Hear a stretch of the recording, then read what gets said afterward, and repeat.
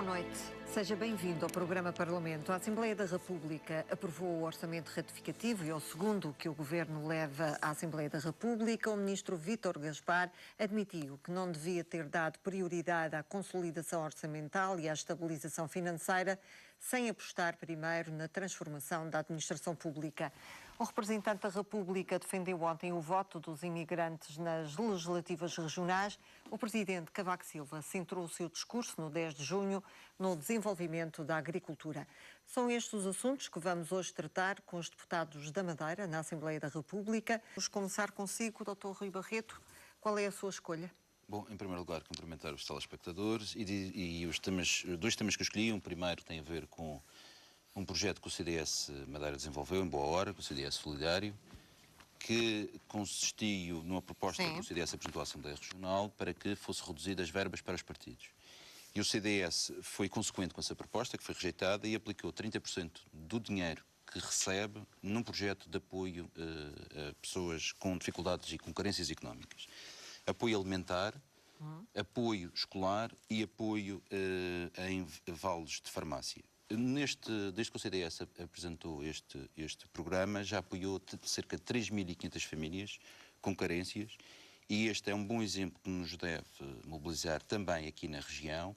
Os sacrifícios não podem ser só pedidos às pessoas, também no seio da Assembleia e no seu orçamento é preciso dar o exemplo cortando. Um segundo aspecto positivo, e que o CDS também falou, que é uma nota positiva, tem a ver com a venda da participação dos 20% que o Governo tinha na ANAM e que arrecadou 80 milhões de euros. Essa verba é importante. Mais importante ainda é que isso permitirá que as taxas aeroportuárias vão reduzir no aeroporto da Madeira em cerca de 30%. Isso é uma boa notícia para o turismo e, não sendo um fator determinante, também concorre para a maior atratividade do aeroporto do Funchal. Esta questão, que comentário lhe merece?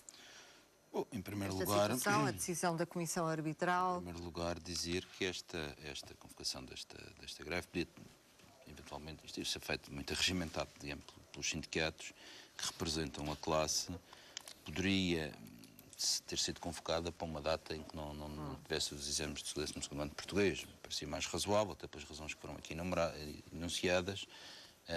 Isto é uma questão importante e, portanto, em que nos deve envolver os professores, os pais e os alunos numa determinada normalidade. Agora, algumas questões que isso não retira, obviamente, a legitimidade do direito à greve, que está constitucionalmente consagrado, e que tem aqui algumas questões que, obviamente, preocupam os professores. Eu acho que estas questões muitas vezes acontecem, e que têm a ver com o quê? Tem a ver com o aumento do horário de trabalho e com a eventualidade de alguns professores não conseguirem ficar no quadro digamos, do Ministério da Educação. E isto cria alguma confusão, porque eu noto que nem os portugueses sabem muito bem as razões que levam os professores e os sindicatos, nomeadamente, que representam a convocar a greve, nem também se percebe muito bem porque é que o Governo insiste. E isto leva-me para outra questão, que eu acho que isto é importante, num momento desta natureza, muito difícil em que Portugal está, em que, porventura, em algumas matérias terá que ser necessário tomar algumas decisões, que se explique convenientemente o que é que está em causa. Os professores são uma classe profissional muito nobre, muito relevante e muito importante para o país. Mas há aqui, e num programa falei sobre isso, alguma distorção, que os professores não têm culpa, entre aquilo que são as necessidades do país, não é? No que toca à formação educativa e o número de professores que são necessários. E, portanto, este processo não se pode fazer como foi feito muitas vezes, e respondo assim, com a anterior Ministra da Educação, que fez um ataque aos professores. E eu acho que não se deve fazer reformas contra a classe. Não se deve fazer reformas, não é possível fazer reformas contra a classe acusando os professores como foi acusado no passado. As coisas têm que ser feitas como, por exemplo, tem sido feito. Como, por exemplo, tem sido feito. Ouça, Sr. Deputado, como, por exemplo, tem sido feito na saúde com o Ministro Paulo Macedo, em que tocou em alguns interesses que haviam, nomeadamente na classe médica e na indústria farmacêutica, mas consegui, com serenidade, com calma, com sabedoria, fazer reformas importantes que constituíram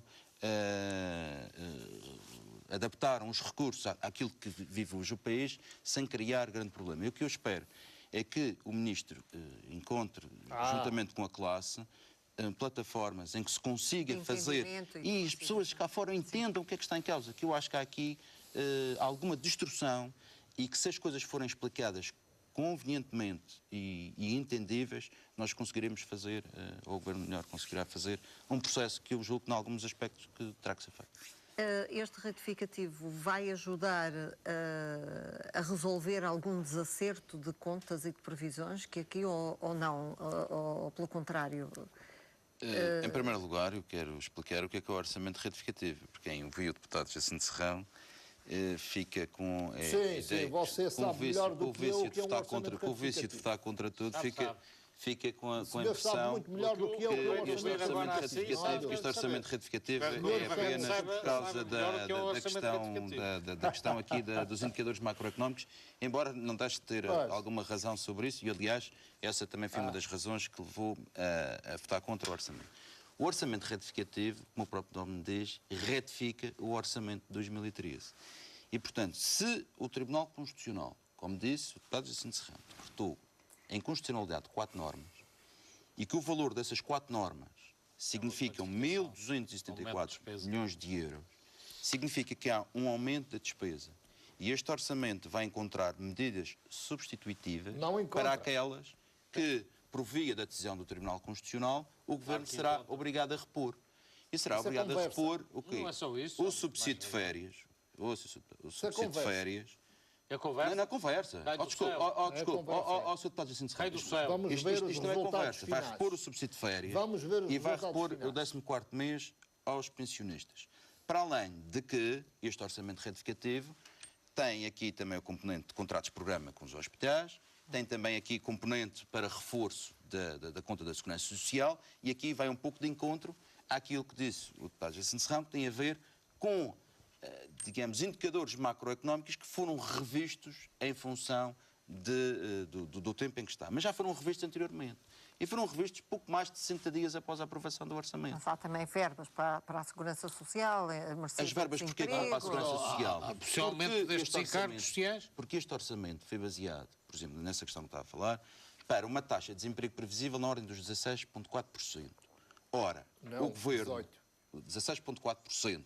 Ora, o Governo, as previsões ao final deste ano são 18,2%. Estamos a falar aqui de um agravamento da taxa de desemprego. Ora, são menos receitas, que o Estado arrecada, são mais prestações que o Estado tem a pagar. E, portanto, estamos no bom caminho. E por isso é que há aqui transferências do orçamento para a conta da Segurança Social na ordem dos 500 milhões. Agora, isso não retira aqui o aspecto principal e fundamental deste retificativo, que é a reposição do subsídio de férias já está a justificar o voto favorável. Que é os 1.200, que são os 1.274 milhões de euros. Está a justificar o voto favorável já. E que está justificado exatamente o voto favorável. É que sabe. Eu sei que tem essa necessidade. Não tem necessidade. Olha, digo isto com total naturalidade. Eu sei disso. Eu votei contra o orçamento por duas razões. Faz parte do Governo. Foi uma total desproporcionalidade nos sacrifícios. Mas votou a favor do retificativo. Votei a favor do retificativo, mas deixe-me explicar. Por duas razões. O CDS considerava que não devia de haver um aumento tão significativo dos impostos. E porque havia uma desproporcionalidade nos sacrifícios. E há um respeito pelo aumento. Agora, há uma coisa que é inegável. É que a consolidação orçamental, que são compromissos internacionais, que o Sr. Deputado Jacinto Serrão sabe o que é que estou a falar, tem que ser feita por duas vias, ou por via do aumento de impostos, ou por via da redução da despesa. Não há aqui milagres. Se nós fomos contra o aumento exagerado dos impostos e que se está a traduzir, aliás, num efeito económico recessivo, tem que ser coerente e dizer que essa consolidação deve ser feita no lado da despesa. Mas este retificativo retifica o orçamento naquelas duas razões principais que anunciei. Dr. Rui Barreto, de ter dado demasiada prioridade, de ter havido aqui a tal falha, deveria ter começado pela reforma do Estado e não ter insistido tanto pela via da consolidação orçamental. É uma meia-culpa? É eu assumir de um erro por parte de alguém que via tanto mérito na austeridade, dando aqui razão à oposição, que se bateu tanto por isto? Bom, há aqui várias questões. Primeiro, ver em justa medida se o contrato, se o memorando de entendimento, se o plano de ajustamento económico e financeiro foi desenhado para aquilo que é a realidade socioeconómica do país. Segundo, se em função das avaliações, se o programa devia de ser, digamos, redimensionado em função dos resultados que estava a produzir. E se politicamente o governo fez ou não bem, no meu ponto de vista fez mal, e já o disse várias vezes, se não deveria ter cumprido numa gestão política da coisa, se me permitem a expressão, ter cumprido o memorando e não ter ido mais além do que aquilo que o memorando... Como fez questão de tantas vezes. E eu acho, por isso é que eu referi ainda há bocadinho no ratificativo a circunstância Ó, Sr. Deputado, você sabe que eu já referi isto, portanto não é novidade nenhuma. O orçamento ter tido um pendor tão elevado no aumento dos impostos que isso criou uma recessão mais elevada, digamos, do ponto de vista económico, do que aquela que era previsível. E agora, aqui chegados, há aqui a circunstância de tentar reanalisar e avaliar este programa de ajustamento e adaptá-lo às circunstâncias. Isto não está a produzir resultados. O Ministro não acerta, se permitem a expressão, não acerta trimestralmente uma previsão que seja. E, portanto, tendo em conta que, não é de agora, Christine Lagarde, diretora-geral do FMI, o diretor-geral do Executivo, Olivier Blanchard, agora uma série de... este novo relatório do FMI e as declarações do Olli Rehn, que é o vice-comissário para estas matérias. Avaliaram mal as consequências de tanta austeridade na Grécia. O próprio Krugman, em relação aos modelos matemáticos do Reinhard, do Rogoff, que põe em causa todos os modelos que estão subjacentes a isto. Então porquê que não repensam tudo isto? Mas o que eu acho? E ainda vão a tempo? Já prejudicaram a vida de tanta gente, não é? Exatamente. O que eu acho é que se os programas que estão desenhados, que estão na base destes programas de ajustamento e que estão com esta austeridade, não estão a produzir os resultados pelos quais foram desenhados, eu acho que têm que ser revistos. Agora, têm que ser revistos de como? Portugal está numa situação de alguma fragilidade, mas não deve, com isso, deixar de, nas instâncias próprias, querer ter uma posição de força. Mas como país cumpridor uma alteração, deve ter algum... Não, é uma alteração no sentido de reajustar o memorando àquilo que deve ser a nova realidade económica. É porque, entretanto, já se passaram 7 avaliações, nós vamos à 8ª.